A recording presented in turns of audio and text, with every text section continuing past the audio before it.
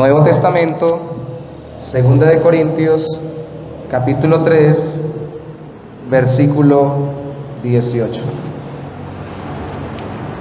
Vamos a inicialmente leer solo el versículo 18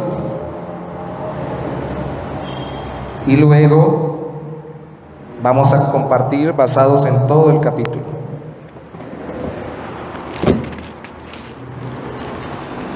Hace un momento estaba en la primera iglesia bautista dando unos anuncios, por eso no estaba por acá. Y es hermoso compartir con los hermanos de las otras iglesias bautistas también. Segunda de Corintios capítulo 3, versículo 18. Dice así la palabra del Señor: por tanto, nosotros todos, mirando a cara descubierta, como en un espejo la gloria del Señor, somos transformados de gloria en gloria en la misma imagen, como por el Espíritu del Señor. Amado Señor, confiamos en que tú nos respaldas en este día, no por nuestro bien solamente, sino por tu gloria resplandeciente en nosotros. Entendemos, oh Santo Dios, que lo más importante para nosotros no es simplemente verte intelectualmente, ni siquiera experimentarte emocionalmente, sino relacionarnos contigo vivencialmente, de tal forma que seamos transformados. Ayúdanos hoy por la obra de tu Espíritu Santo.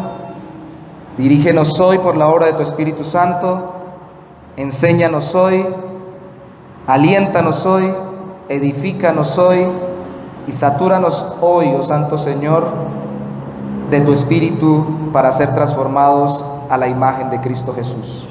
Te damos gracias en esta mañana, en el nombre de Cristo. Amén. ¿Qué tan fácil nos es en este tiempo contemplar? ¿O qué tan difícil nos es poder ejercer la contemplación? En la antigüedad, cuando el catolicismo romano tuvo auge durante toda la época del oscurantismo, los monasterios y los conventos, que no son exactamente lo mismo, porque no es lo mismo un monje que un religioso de un convento, tenían una característica que cruzaba por todos ellos. En mayor o menor grado, ellos se retiraban para tener una vida de contemplación. Es cierto que es terrible que una persona se sumerja en un tiempo de contemplación durante toda su vida, solo pensando en quién es Dios o lo que alrededor de la persona de Dios necesita saber, y no lo lleve a la práctica en una vida de familia, en una vida de sociedad, en una vida de trabajo, que eso es lo que muchos criticaron de los monjes. Pero también es cierto que hoy en día muchos de nosotros como creyentes y las iglesias hemos ido al otro extremo. Mucha práctica, mucho pragmatismo, mucho saber cómo llevar a cabo nuestra vida marital, muchos principios para saber cómo realizar nuestra paternidad, cómo ser hijos, cómo ser negociantes según la Biblia, cómo ser empleados, cómo ser patrones, principios para saber cómo administrar nuestra vida personal, sentimental, sexual, de toda área, los sacamos de la Biblia, todos principios prácticos, pero poca contemplación. De hecho, alguien puede ser cambiado por la contemplación. Ayer o antier veía una película con mi esposa. Bueno, canaleando, encontré una película por ahí como las que pululan en nuestros canales de televisión hoy en día, de extraterrestres. Casi todas son de extraterrestres y casi todas traen mensajes para nosotros, pero me llamó la atención y lo traigo a colación en el día de hoy, que el protagonista llegaba a determinado lugar y encontraba con una persona de otro mundo que su trabajo era disfrazarse de otras personas porque era como una masa gelatinosa.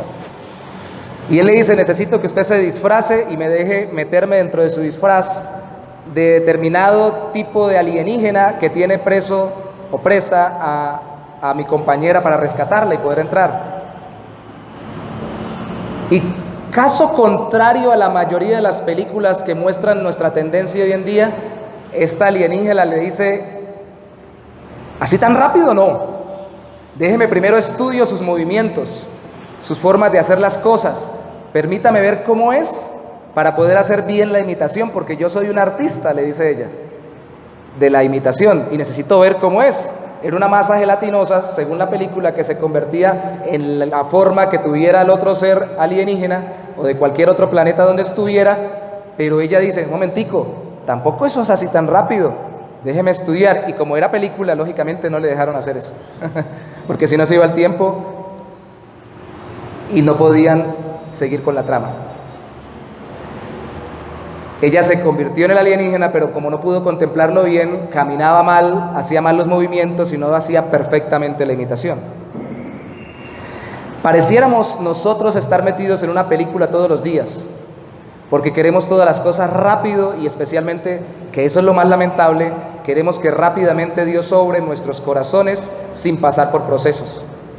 Y el principal proceso que debemos de ver hoy, a manera de introducción de una serie de predicaciones que vamos a tener de aquí en adelante, por lo menos durante unos 2 meses, es contemplación. Dios nos puede cambiar. De hecho, la palabra transformados ahí es metamorfo, como la metamorfosis que pasa con una oruga cuando se convierte en mariposa. ¿Cómo es que uno cambia por medio de la contemplación? Es que contemplar a Dios en Cristo es la base de la transformación real del alma. La mayoría de gente se asusta de ver personas que mencionan que caminan con Cristo y son iguales. No han cambiado. Sus vidas son iguales, igual en sus comportamientos, igual en sus expresiones de sentimientos, igual en sus convicciones, en sus expresiones verbales. Iguales, frecuentan los mismos sitios, hablan las mismas cosas, tienen los mismos comportamientos. Y uno pregunta, ¿qué pasó? Si no estoy mal, fue Paul Washer el que dijo alguna vez, imagínense que yo vengo tarde para la iglesia. Hoy venía un poquito tardecito porque estaba en la iglesia primera, a la predicación, pero que me pregunten, ¿y por qué llegó tarde? Yo diga, es que un camión me atropelló en la esquina de atrás, y me levanté rápido y me sacudí, me agarró de frente y me sacudí y me vine. Me van a preguntar, pero bueno, si lo atropelló un camión, ¿por qué sigue igual? Si fue tan fuerte el impacto con un volumen tan grande, ¿por qué sigue igual? Si nos hemos encontrado no con cualquier ser humano, si nos hemos encontrado es con Cristo, ¿por qué seguimos iguales? O por lo menos, ¿por qué los cambios son tan pequeños? La respuesta es porque no nos acostumbramos a contemplar, a detenernos a ver al Señor Jesucristo y los atributos de Dios en Él para que sigamos siendo transformados. Vamos a empezar de atrás hacia adelante. El texto dice, mirando a cara descubierta como un espejo la gloria del Señor, somos transformados de gloria en gloria. Empecemos por hablar de las vidas transformadas. Vaya conmigo a 2 Corintios, capítulo 3, versículo 1 al 3. Vidas transformadas. Es que Pablo hace un contraste entre lo que parece y lo que es una vida transformada. ¿Comenzamos otra vez a recomendarnos a nosotros mismos? ¿O tenemos necesidad, como algunos, de cartas de recomendación para vosotros? ¿O de recomendación de vosotros? Nuestras cartas sois vosotros, escritas en nuestros corazones, conocidas y leídas por todos los hombres, siendo manifiesto que sois carta de Cristo, expedida por nosotros, escrita no con tinta, sino con el Espíritu del Dios vivo, no en tablas de piedra, sino en tablas de carne del corazón. Lo primero que establece Pablo al decir que las vidas transformadas son cartas de Cristo es que son más que cartas de recomendación escritas con tinta. No solamente existe hoy en día el hecho de que un pastor expide una carta y envíe a un hermano con una recomendación a otra iglesia. Esa costumbre fue muy antigua. De hecho, en el concilio de Calcedonia se retomó unos 4 siglos después y se especificó que si alguien iba, ya estando el catolicismo romano teniendo la hegemonía dentro del cristianismo, que si algún clérigo iba a alguna otra parroquia tenía que llevar una carta del obispo. Pero uno dice, ah, claro, eso fue cuando ya se volvió la Iglesia Católica Romana. No, mire conmigo por favor, Hechos, capítulo 18, versículo 27.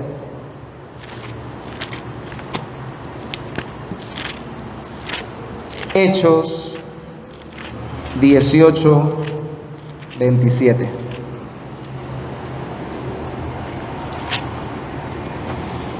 Y queriendo él,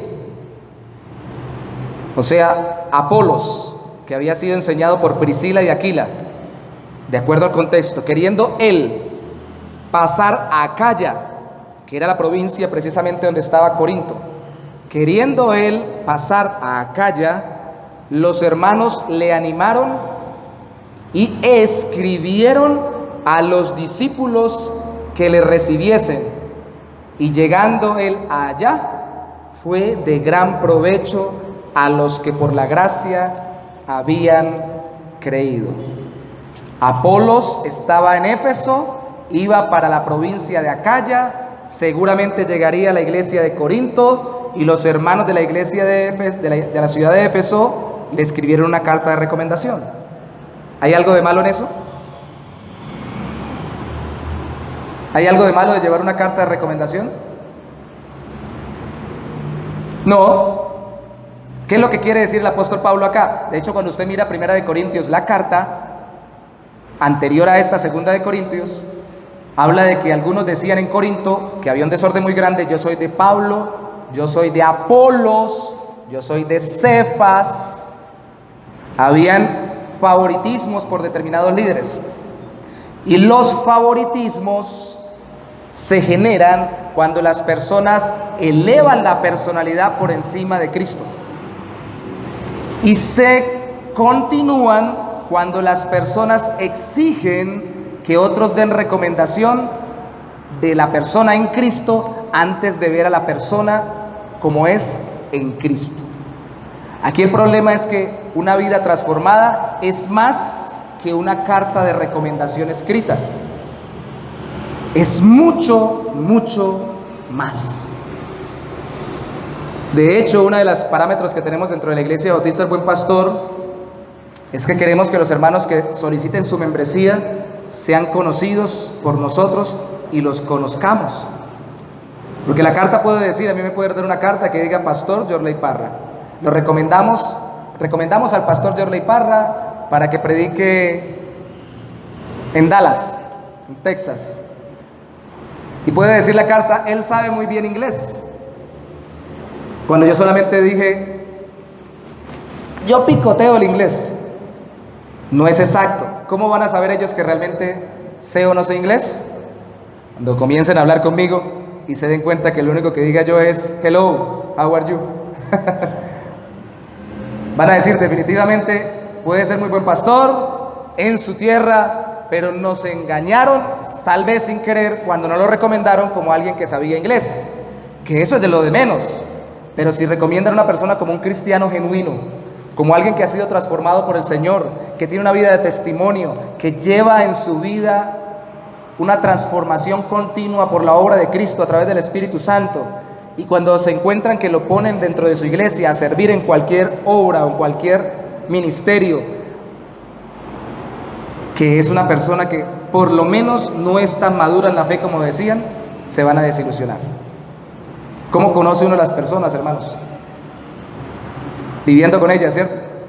Andando con ellas, hablando con ellas, caminando con ellas, dialogando con ellas. Así es que realmente se conoce quién anda en Cristo y quién tiene a Cristo en su corazón y ha sido transformado por Él. En cambio, la vida de los creyentes, mire conmigo el versículo 2 de nuevo, del capítulo 3 de 2 de Corintios, son vidas escritas por el Espíritu Santo. Nuestras cartas sois vosotros, verso 2, escritas en nuestros corazones, conocidas y leídas por todos los hombres. Son cartas escritas, de acuerdo al versículo 3, siendo manifiestos que sois carta de Cristo, expedida por nosotros, escrita no con tinta, sino con el Espíritu de Dios. Habla de que la escribió el Espíritu Santo de parte de Cristo, pero a través de los que discipularon, que fueron los apóstoles. Pero si se fija, dice leídas. ¿Cuál es la mejor carta de recomendación de la vida de cada persona? Que los demás la conozcan, la lean. Leonardo nos puede decir si se hace o no. En psicología tienen una costumbre de leer en frío, así le llamo yo, no sé si le llamen así. Entra alguien por el templo, por la mitad, viene con cara pesadumbrada, camina un poquito de lado, me doy cuenta de que su ropa está deteriorada y tal vez, como yo, no se ha cortado el cabello durante un buen tiempo. Entonces yo puedo leerlo en frío y decir, tiene problemas económicos, está acongojado, tal vez alguna dolencia física en su lado derecho, tal vez en la cadera o en la pierna, y seguramente por esos problemas económicos se ha descuidado, su ropa se ha deteriorado y por eso también viene acongojado. Entonces yo podría, incluso como ministro, y por favor, espero que entiendan bien el ejemplo, dejarme llevar por la facilidad de hacer eso y decir, ven para acá, Dios quiere que tú seas bendecido, que no seas lleno de ruina, que salgas de este problema en que estás, tú vas a sanar, tú vas a estar bien emocionalmente, tatatí, tatatá, tatatá, tatatá. Y no me doy el tiempo de conocer realmente a profundidad, sino que simplemente leo lo de afuera para hacer una conexión física, que está bien hasta cierto punto, pero en la iglesia de Cristo tenemos que hacer más que simplemente suponer, más que tener el don, como dijo una hermana alguna vez, de sospecha.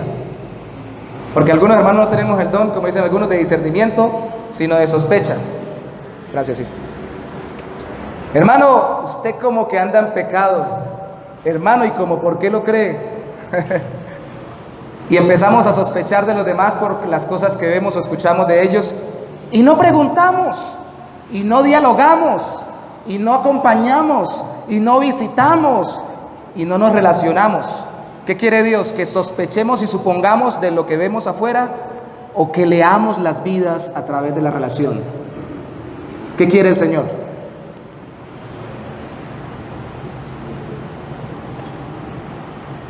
¿Qué quiere el Señor?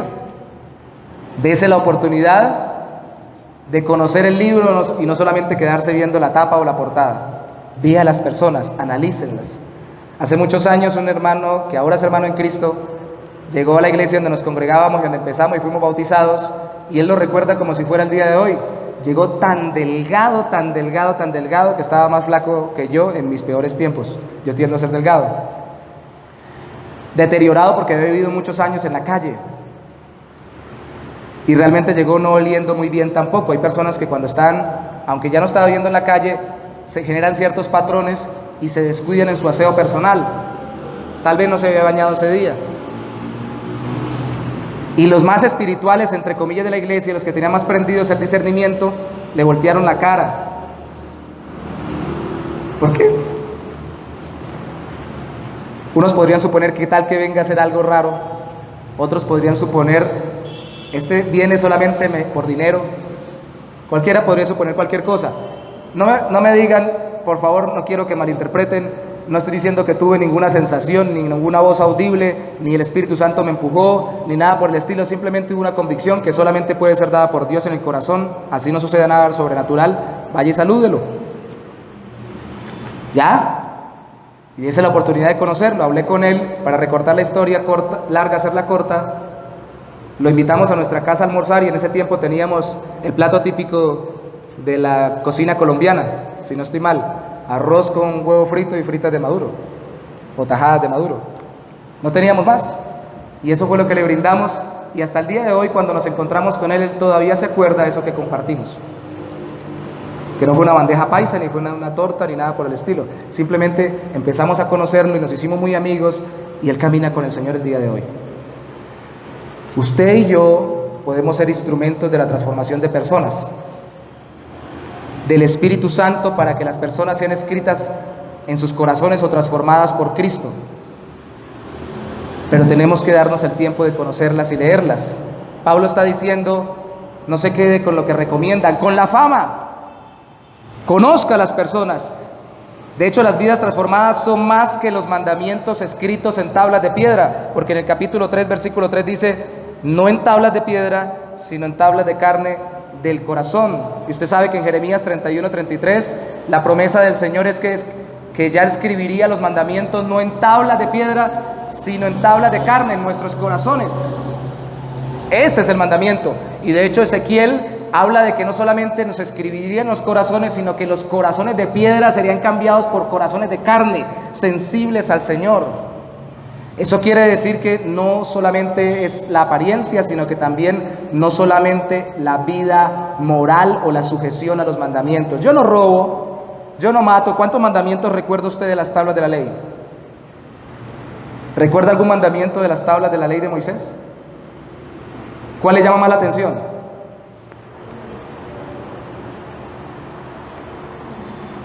¿Ninguno? ¿El primero? ¿Cuál es el primero? De acuerdo a Éxodo 20 y a Deuteronomio 5 es: no tendrás dioses ajenos delante de mí. Ese es el resumen de la ley que hizo Cristo. Pero el primero en Éxodo 20, en las 10 palabras o los 10 mandamientos, en Éxodo 20 y Deuteronomio 5, no es amarás a tu Dios con todas tus fuerzas, con todo tu corazón y con toda tu alma y con toda tu mente. No, es no tendrás dioses ajenos delante de mí.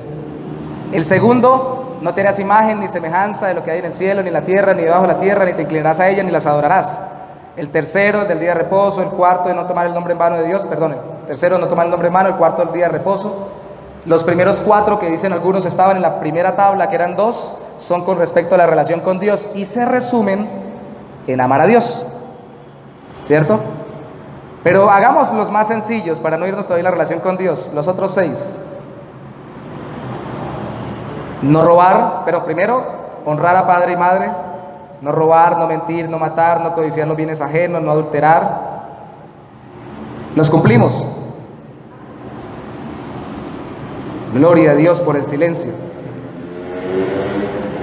De hecho, el curso de inglés, que eso es una promoción gratis durante la predicación, que va a empezar, que hoy es la inscripción en la primera iglesia bautista, me llamó la atención que cuando terminó el año pasado, lo que hizo el hermano, que es un ministro que preside el curso de inglés en la iglesia de Estados Unidos, él es ministro, les dijo a todos: por favor, vamos a hacer una evaluación, todos pongámonos a nuestros pies, a ver, ¿quién incumple el mandamiento tal? Y empezó a incumplir los mandamientos. Si lo incumple, siéntese. El mandamiento tal, siéntese. El mandamiento tal, siéntese.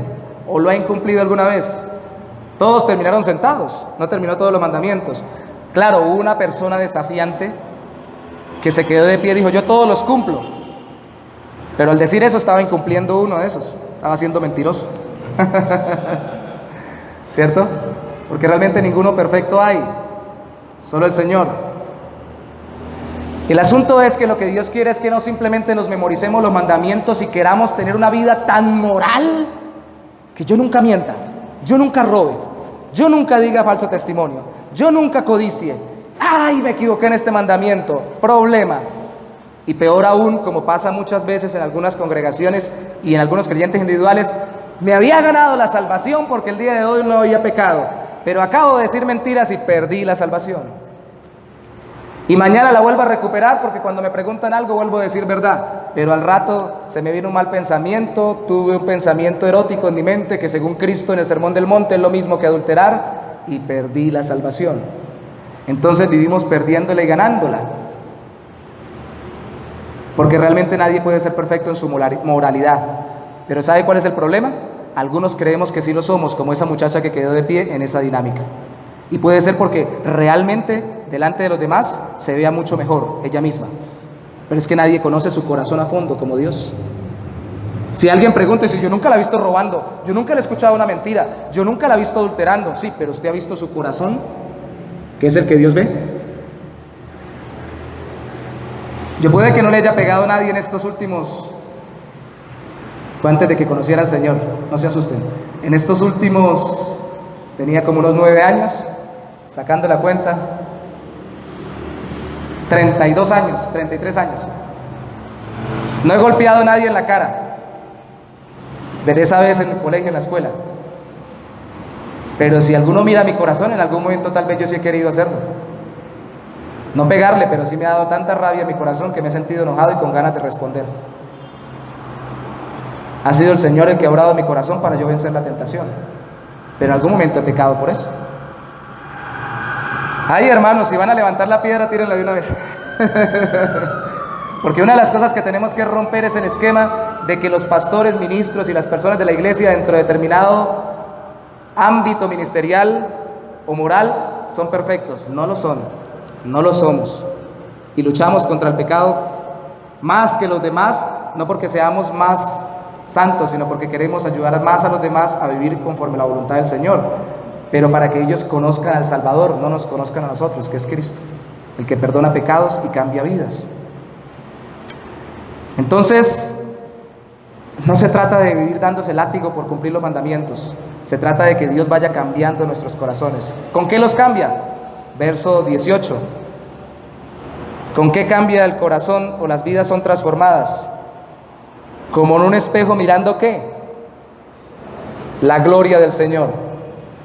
La gloria, de acuerdo a este capítulo, es el resplandor, y en la mayoría de la Biblia, Antiguo y Nuevo Testamento, de los atributos o las características de Dios. De hecho, mire conmigo, por favor, y lea rápidamente desde el capítulo 3, versículo 4 hasta el 11, para resumir algunas cosas. Leamos primero.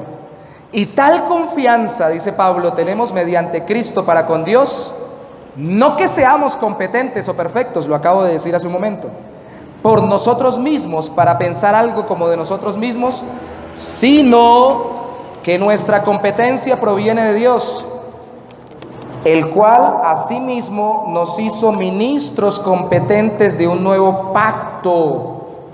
Es Dios quien nos hace, no de la letra, sino del Espíritu, porque la letra mata, mas el Espíritu vivifica. ¿Eso quiere decir que no hay que estudiar? No, ya hablamos de eso.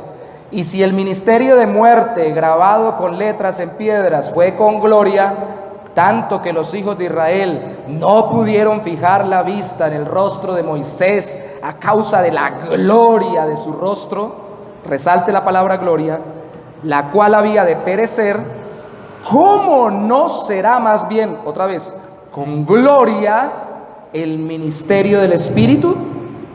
Porque si el ministerio de condenación fue con, otra vez, gloria, mucho más abundará en gloria el ministerio de justificación.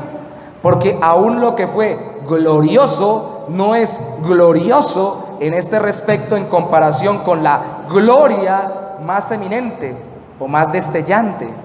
Porque si lo que perece o termina, tuvo gloria, mucho más glorioso será lo que permanece. ¿Qué palabra repetimos en esos versículos varias veces? Uy, hermano, estamos bien. Ayer escuchábamos una canción con Verme en el carro que decía, papá, papá, cantándole a Dios, papá. Y yo le dije, no me diga, la canción se llama Papá. La repetía 500 veces. Me dijo, no. ¿Cómo se llama? ¿Cómo te amo? Yo le dije, eso es un chiste. Repite 500 veces la palabra papá y se llama la canción ¿Cómo te amo? Si el texto del versículo 4 al versículo 11 repite tantas veces la palabra gloria y en el versículo 18 nos dice que somos transformados por la gloria del Señor, es porque nos está enseñando especialmente a fijarnos en la gloria del Señor. Pero la gloria de Dios compara la del antiguo pacto con la del nuevo pacto. Usted lo puede leer en su casa en Éxodo 34, versículos 30 al 35. Habla de cómo Moisés, cuando llegaba y hablaba con Dios, después de que hablaba, salía, le daba el rostro a la gente y la gente le decía que su rostro estaba alumbrando. Y la gente tenía miedo, porque algo se le había pegado, una manifestación física, lumínica, tangible a los ojos humanos de la experiencia de estar en comunión con Dios. Y ese resplandor, como en todos los textos del Antiguo Testamento y también incluso en el Nuevo Testamento lo vemos en Cristo, apunta no a que nosotros queramos ver una luz muy refulgente, porque si quisiéramos ver luces refulgentes, miramos al sol a mediodía y ya nos encandilamos hasta perder los ojos. Apuntaba a que nosotros fuéramos destellados, deslumbrados, embelesados con Dios y sus características personales. Que quisiéramos conocer más quién es Él. Hay personas que cuando van en la calle caminando, a uno le llama la atención por cómo visten o por lo que hacen. Y uno dice, bueno, y empieza uno a tener una relación. Por la forma como trata o como habla, sea por una u otra razón, algo me llamó la atención. Dios estaba llamando la atención siempre de la humanidad, en el Antiguo Pacto y en el Nuevo Pacto, para que los que lo buscan quieran conocerlo profundamente, no que se queden solo con el destello. Porque volvemos al mismo ejemplo del principio. Mal haría yo si alguien lo veo, uy, cómo viste elegante, qué bien habla, y hasta habla muy bonito como creyente. Mucho gusto, mi nombre es Yorley, déjeme admirarlo un rato y ya, me voy a llevar, déjeme tomarle una foto incluso, para vestirme igual. Y no me atrevo a relacionarme con él para conocer su corazón. Lo que Dios está diciendo aquí es que este resplandor de Moisés alumbraba en el antiguo pacto dado por los mandamientos en tablas de piedra.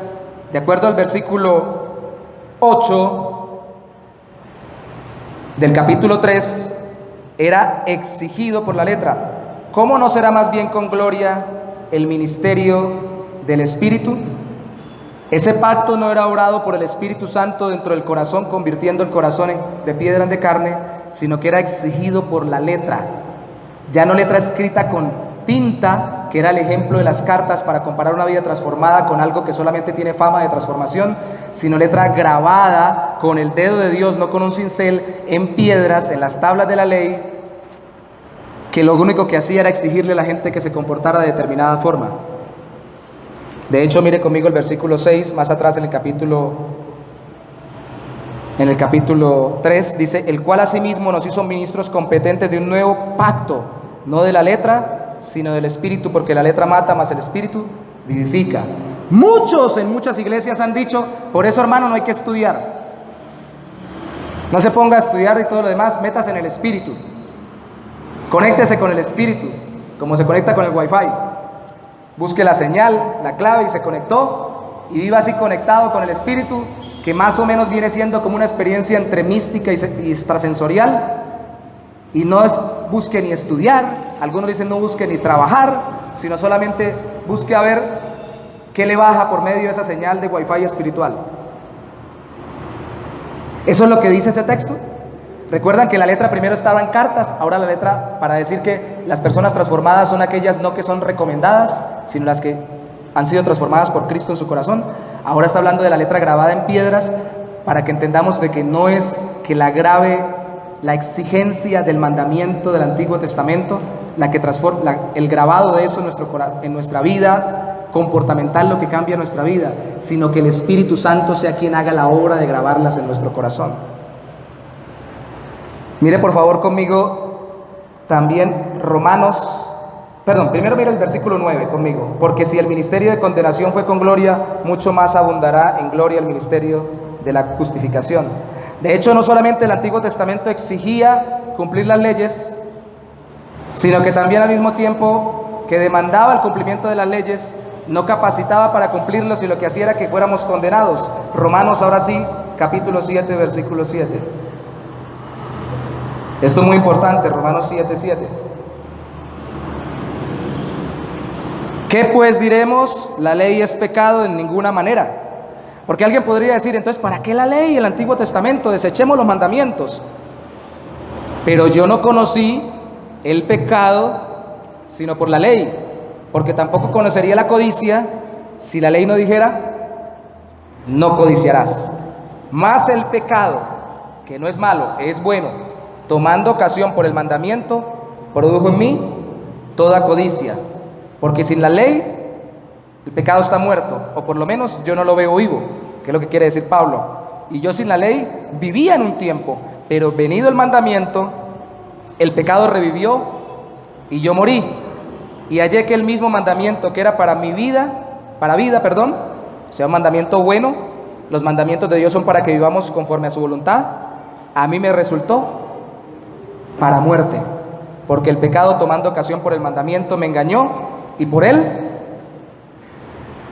me mató. O sea que no hay que saberse los mandamientos porque nos metemos en problemas. Lo que está aquí diciendo Pablo es: entendamos que el conocer meramente la ley, que era la gloria del Antiguo Testamento, porque hubo manifestación de la gloria de Dios, y ya profundizo en eso un poquito, no era suficiente para salvar, sino solamente era suficiente para condenar. Que el mandamiento diga no matar, no significa que eso me vaya a transformar internamente y yo no mate, significa que va a mostrarme que yo soy un asesino.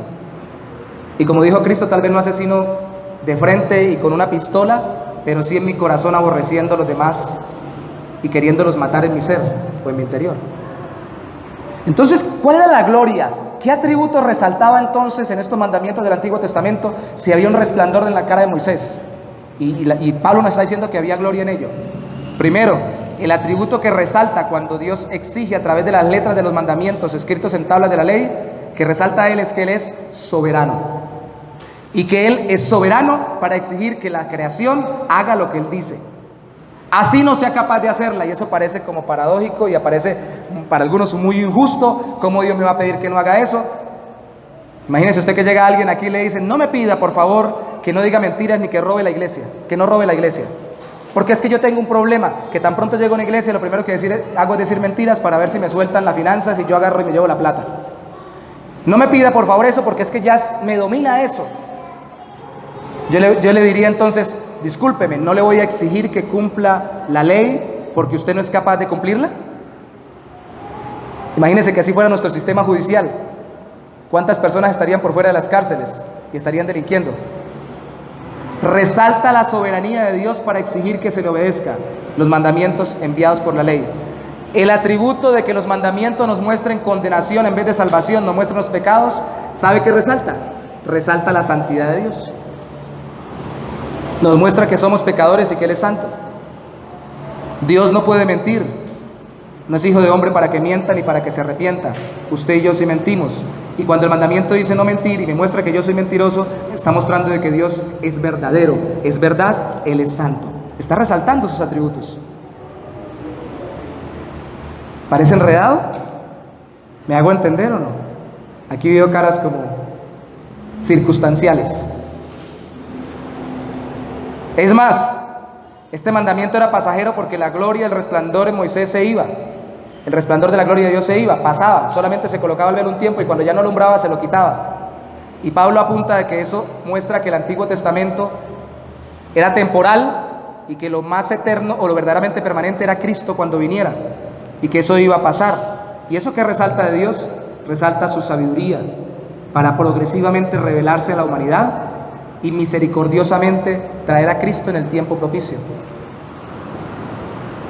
Hermanos, es difícil ver a Dios en el Antiguo Testamento soberano, santo y sabio, incluso cuando vemos los mandamientos y no los podemos cumplir. Si nos está haciendo difícil verlo en el Antiguo Testamento, yo pregunto, ¿cómo lo ven en Cristo entonces en el Nuevo Testamento? No me digan por favor, hermanos, que ustedes son los de los que miran el Antiguo Testamento y piensan, no que está a la par porque el Nuevo Testamento completa la revelación. No es que esté a la par del Nuevo, pero que sí, como el Nuevo es palabra de Dios y revela atributos de Dios y es bueno de leer. ¿O usted de los que no lee el Antiguo Testamento porque es enredado y parece un Dios como medio confuso, medio raro, medio irascible, medio violento, medio sanguinario? A mí como que ese Dios del Antiguo Testamento me lo guardan y me lo dejan a un lado. ¿Será por eso que no hay muchas personas esta mañana en la clase de escuela dominical? Porque la clase de escuela dominical va a ser un panorama bíblico por toda la Biblia, del Antiguo hasta el Nuevo Testamento. ¿Será que piensan esperar hasta que lleguen a los evangelios para poder llegar a la clase porque es más bonito, porque ahí está Cristo? Y se empiezan a evadir cuando lleguen a Apocalipsis porque les da miedo que se acabe el mundo. ¿Qué clase de Dios estamos viendo en la Biblia, hermanos? Porque hay gloria en el Antiguo Testamento, en el pacto de Moisés. Dios refleja sus atributos, pero no se comparan lógicamente con la gloria de Cristo en el Nuevo Pacto, en el Nuevo Testamento. Es más gloriosa porque es obrada por el Espíritu en el corazón del hombre para justificar al pecador de su pecado. Ya no solamente lo deja como el mandamiento, sí, yo soy ladrón, soy mentiroso, sino que le dice, Cristo vivió perfectamente la vida perfecta que tú no puedes vivir, murió en tu lugar para que tú ahora seas justificado o declarado justo, aunque eres pecador, si confías en Él. Y eso es permanente, no por un ratico, no mientras se le va la luz a Moisés de la cara, es mientras la luz eterna de los atributos de Dios en Cristo continúan estables, y eso es por la eternidad. O sea que nos damos cuenta también, perdónenme hacer este paréntesis, eso está muy teológico hoy, y les pido por favor no se pierdan conmigo. ¿Se dan cuenta de que lo que acabo de decir contradice totalmente lo que dije, que algunos piensan que la salvación se gana y se pierde entre más se cumplan o se incumplan los mandamientos? ¿O no se han dado cuenta? La gloria de Dios en Cristo es permanente y eterna. Y eso me permite tener seguridad eterna de salvación. Y pastor, ¿y qué hago si mañana digo una mentira? Vaya a los pies de Cristo. La misma fórmula para convertirse a Cristo es la misma fórmula para que el convertido a Cristo sea restaurado en su comunión con Él, no en su estado de salvación. Entonces vaya, arrepiéntase y confíe que Él lo restaura como un padre restaura a un hijo, sin dejar de hacerlo su hijo porque cayó. Cambia la perspectiva y deja uno de estar temiendo la ley. No porque no quiera hacerla o servirla, reverentemente lo queremos, sino porque Cristo es más glorioso que el antiguo pacto en Moisés. La gloria del Señor entonces es más grande en el Nuevo que en el Antiguo Testamento, y el Nuevo Testamento refleja más características de Dios en Cristo. Pero ¿cómo dice que podemos ser transformados por esa gloria? Verso 18. ¿Haciendo qué? Segunda de Corintios capítulo 3, versículo 18. ¿Qué tenemos que hacer? Que ese es un hacer que no es hacer. La única obra que no es obra es la fe. Y si solamente contemplando algo yo soy cambiado, pues qué milagro. Imagínese que usted a alguien le dijera, por favor, usted quiere dinero, quédese mirando esta monedita, esta monedita, esta monedita. Y si se queda mirando esta monedita, cuando usted se dé cuenta, sin hacer nada, solo contemplando la monedita, va a tener en su cuenta bancaria miles de millones de estas moneditas. No haga más sino contemplarla. ¿Usted qué dirá? Eso es truco, ¿cierto? Eso es un engaño, me van a robar, paquete chileno. Porque no es una obra que me salve como si yo fuera perfeccionándome a mí mismo, sino que es simplemente dejándome embelezar por quién es Dios, que Él me transforma, porque automáticamente Él me va cambiando a su imagen. Es, de acuerdo a lo que dice ahí, mirando a cara descubierta como en un espejo. Dice la versión de Latinoamérica, contemplando. Otras versiones hablan de reflejando luz. Esto es un texto de difícil traducción. Algunos lo pueden traducir como que mi gloria, que no es la mía, sino la gloria de Dios a través de mí, como a través de Moisés, otros la están viendo, como veían a Moisés en su rostro. Otros la pueden traducir que yo soy transformado viendo la gloria de Cristo y me cambia a mí. Y otros lo podrían traducir como que más bien la transformación que Dios ha hecho en mí la están viendo otros. Pero la mayoría de los eruditos concuerdan, de acuerdo a lo que hemos leído, que más bien lo que quiere decir aquí es que estamos contemplando, porque la palabra contemplar o mirar no aparece en el original griego, aparece solo cara a cara. Y cuando usted está en un cara a cara, usted le ve a todas las personas. ¿Ustedes han visto las películas en HD? ¿Han visto las películas en 3D? ¿Algunos tienen pantalla HD? Hermanos, hay que hacer una recolecta para tener una pantalla HD en la iglesia y mirar una película todos juntos. Hay personas que han tenido problemas de acné de jóvenes y no se les nota cuando usted se coloca polvos para ver en la película salir. Pero en esas películas HD a veces usted se queda mirando, mire cómo tiene esa cara de dañada. Tuvo mucho acné de joven, se ven detalles pequeñitos. Cuando usted se acerca y se pone a alguien cara a cara, o prosopón, como dice en el original griego, lo que hace usted es ver detalles. Y una de las particularidades de cuando uno mira a alguien cara a cara, y si uno está conectado con esa persona que ve cara a cara y está hablando, es que si la persona hace así cuando está hablando con uno, y si uno está conectado con ella, uno también hace así. Y si hace así, no también. Y empiezan a relacionarse de tal forma de que el uno transmite características al otro sin darse cuenta. Por eso es que algunas veces a los maridos y mujeres, a los esposos nos dicen, ¿son hermanos? No, estamos casados. ¿Cómo se parecen? Porque ya caminamos tanto juntos y hablamos tanto juntos y andamos tanto juntos y nos miramos tanto juntos que a veces tenemos los mismos ademanes, las mismas muecas, las mismas expresiones y a veces las mismas palabras o los mismos modismos. Aquí lo que está diciendo es que si miramos o contemplamos a cara descubierta cada atributo de Cristo, de Dios en Cristo, el Espíritu Santo nos va a cambiar a la imagen de Él.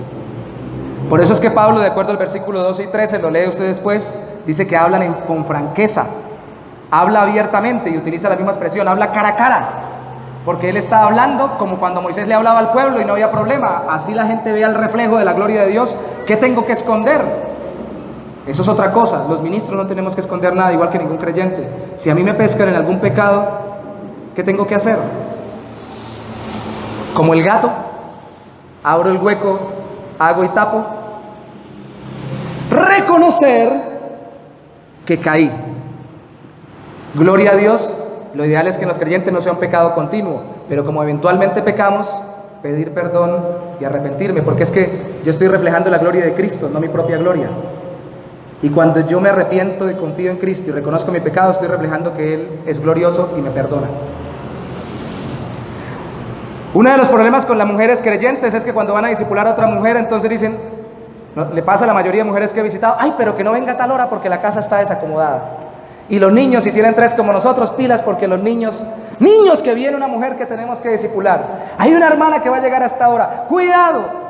A los hombres nos pasa con el trabajo, que se den cuenta que estoy haciendo bien el trabajo, que si llegan a mi puesto de trabajo la oficina esté bien acomodada, que se den cuenta que estoy haciendo bien todo. Y si llega en el momento en que yo me equivoqué, metí mal el dedo en la tecla del computador, si estoy trabajando en computador, operé mal si soy cirujano al paciente y en vez de quitarle, que pasan a veces los errores, Dios nos libre de eso, en vez de quitarle la pierna derecha le quité la izquierda, es un error terrible, pero tengo que reconocerlo. Si le doy un medicamento por otro, ¿qué tengo que hacer? Rápido, escondan el medicamento que di mal, rápido, a ese paciente pásenlo para atrás, rápido, tapen ahí, meta debajo de la alfombra el mugre en la casa. ¿Se dan cuenta cómo promovemos nuestra gloria? Lo que Dios quiere es que hablemos a los demás en cara descubierta para que vean la gloria de Dios en nosotros, de Cristo. Y sabe, cuando nos pescan en un error, cuando nosotros decimos, lo siento, me equivoqué, perdón, cometí este error. De hecho, la Biblia nunca manda a pedir perdón. Lea toda la Biblia. La Biblia lo que manda es a confesar los pecados. Confesamos, sí, me equivoqué en esto, esto y esto. Entonces reflejo la gloria de Cristo, que me ha transformado en el corazón para no ocultar mis pecados. ¿Se da cuenta cómo libera el Evangelio en Cristo? Así hacía Pablo, no tenía problema. No era sinvergüenzura, era transformación. Porque el que es muy religioso y se cree muy santo, tapa. El verdadero creyente, no importa que le destapen, lo cubre la gloria de Cristo. Se ve clara y libremente a Cristo sin el velo religioso, de acuerdo al versículo 14 al 17. Déjeme decir 4 cositas nada más antes de terminar en este punto, que es el último, y luego concluimos.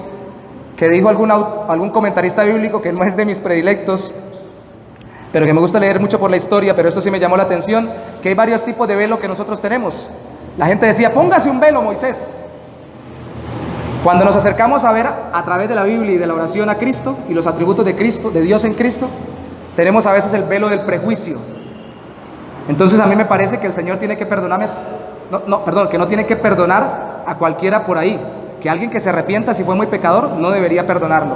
Ese velo lo tenía Jonás. Jonás fue mandado a predicarle a Nínive y Jonás dijo, no, yo no predico. Él lo confiesa al final, porque cuando predique se pueden arrepentir y Dios lo puede perdonar. Y yo considero que esa gente es tan mala que Dios no los puede perdonar. Prejuicios. Y a veces nos acercamos así a ver a Dios y empezamos a no ver las características de Dios en Cristo cuando vemos la Biblia, sino ver las características de nuestra imaginación de Dios en la Biblia. Tenemos prejuicios. Y el que diga que no tiene prejuicios, ahí sí lo reto, tire la primera piedra. Y me agacho por si acaso. Porque todos tenemos prejuicios. De acuerdo a nuestras experiencias anteriores, nuestra crianza, nuestro propio temperamento, nuestra cultura, todos tenemos prejuicios. Les decía uno al principio sobre la cultura que vivimos hoy en día, que todo tiene que ser rápido. Si alguien no me responde al WhatsApp en 20 minutos, hay algo raro, y si es mi pareja, de pronto tiene otro. Esa es la forma de pensar de esta generación, inmediatista.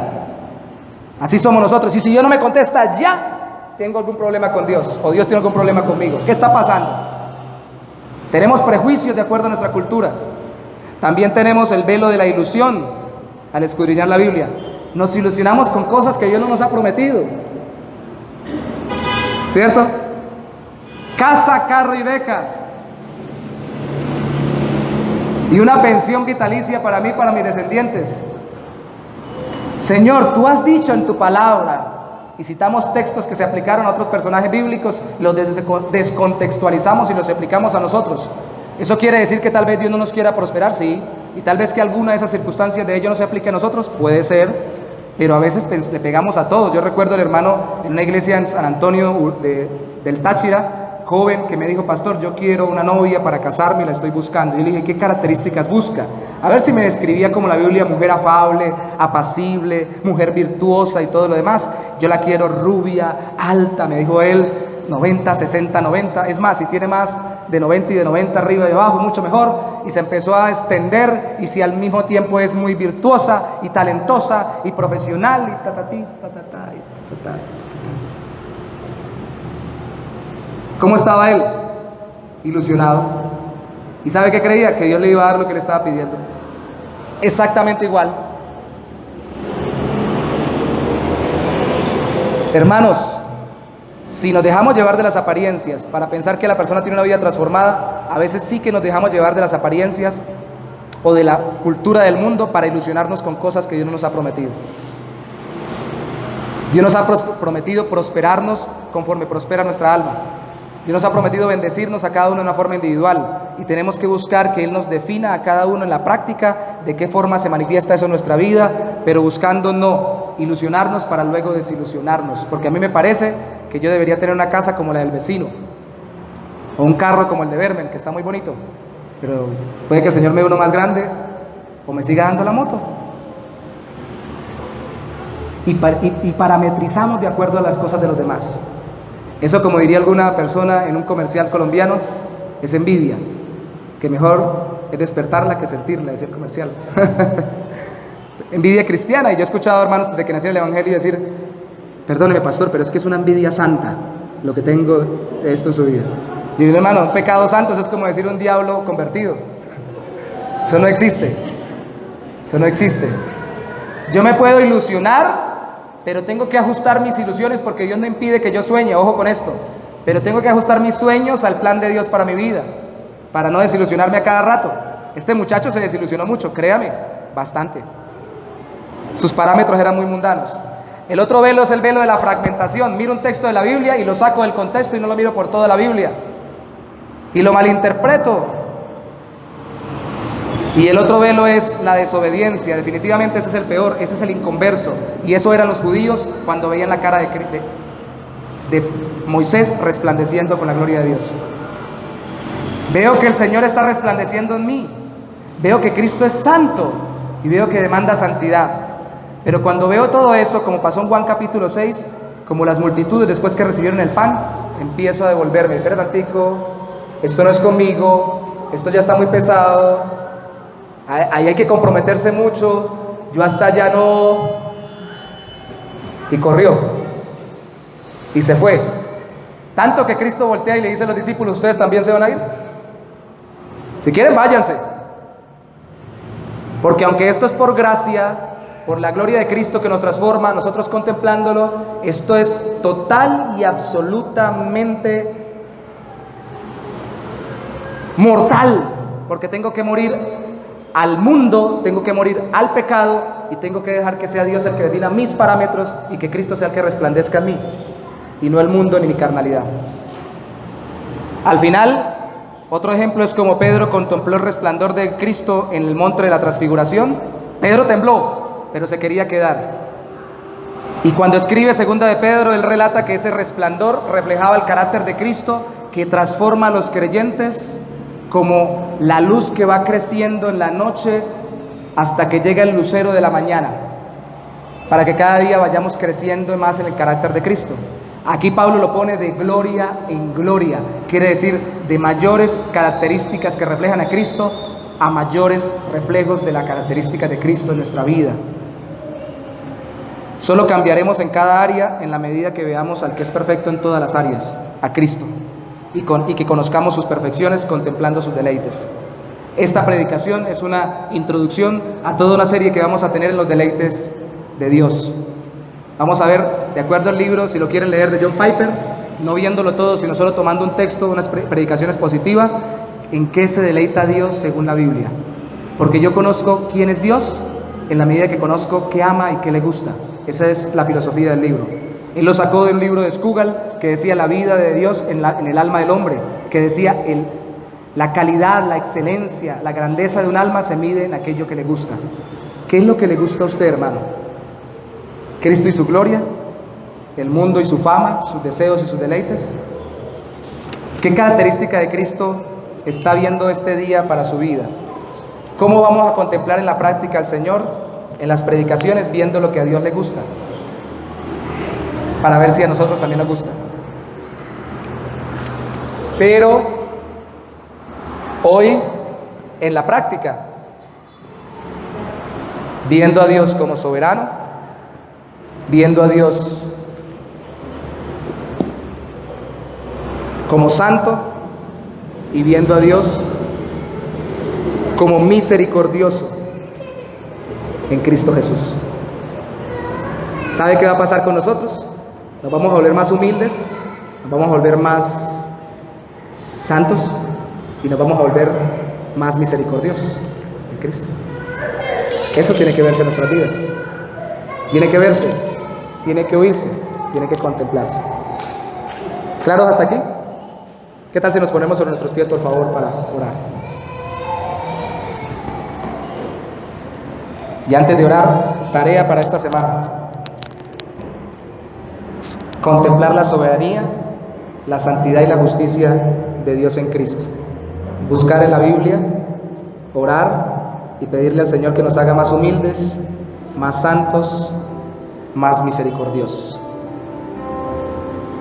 Señor, no solo queremos pedirte que nos des la capacidad de verte puntualmente en este tiempo y en esta semana, en Cristo, a través de tu palabra y de la oración.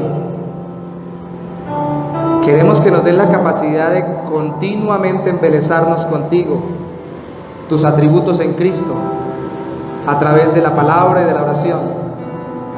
Que cuando salgamos de nuestros devocionales matutinos, personales, la gente no vea luz en nuestro rostro, pero sí vea humildad, vea santidad, vea misericordia. Y sea porque nosotros contestamos no orgullosamente, hablamos no orgullosamente, actuamos no orgullosamente, sino que nos humillamos delante de ti y de las autoridades que tú has establecido, e incluso de aquellas personas que puedan estar, según el mundo, por debajo de nosotros, les servimos humildemente. Que también las personas nos puedan ver más en santidad, que nos vean hablar, expresarnos, actuar cada día más lejos del pecado, luchando contra el pecado, incluso contra el que nos tienta. Señor, yo no tengo problema de que me vean luchar contra el pecado. Tú conoces mis tentaciones y mis luchas. Tú conoces las tentaciones de cada uno de mis hermanos y sus luchas. El problema no es luchar contra el pecado, ese no es el pecado es dejar de luchar y de crecer en santidad. Señor, también te pido junto con mis hermanos que en esta semana podamos reflejar más tu misericordia, que nos oigan, que nos vean actuar, que nos conozcan como cada vez más misericordiosos, que pudiendo decir yo lo sabía, que pudiendo decir ve, yo se lo había dicho, que pudiendo demandar, que pudiendo juzgar, levantar el dedo amenazador para criticar, para denunciar los errores, prefiramos pasar por alto y ayudar a los demás mostrándoles misericordia. Que los demás sean transformados no por lo que nosotros les exigimos, sino por la misericordia que ven de ti en nosotros para con ellos, por la obra de tu Espíritu. Dijo alguna vez un predicador: ya estamos cansados de querer que las personas cambien por lo que decimos, desde un púlpito o desde una conversación. Queremos verlos cambiar por lo que ellos ven en nosotros, después que oramos por ellos y mientras oramos por ellos. Señor, úsanos, permítenos contemplarte en santidad y permítenos reflejarte al mundo, que estas semanas que vienen podamos ver atributos específicos tuyos, al ver cómo tú sí te detienes como nosotros no lo hacemos a veces. En ti te detienes en muchas cosas que ni imaginaríamos a veces, para mostrarnos cómo es tu corazón de santo, de sencillo, de glorioso, de misericordioso. Damos gloria a ti, Señor, y te pedimos nos ayudes a ser así.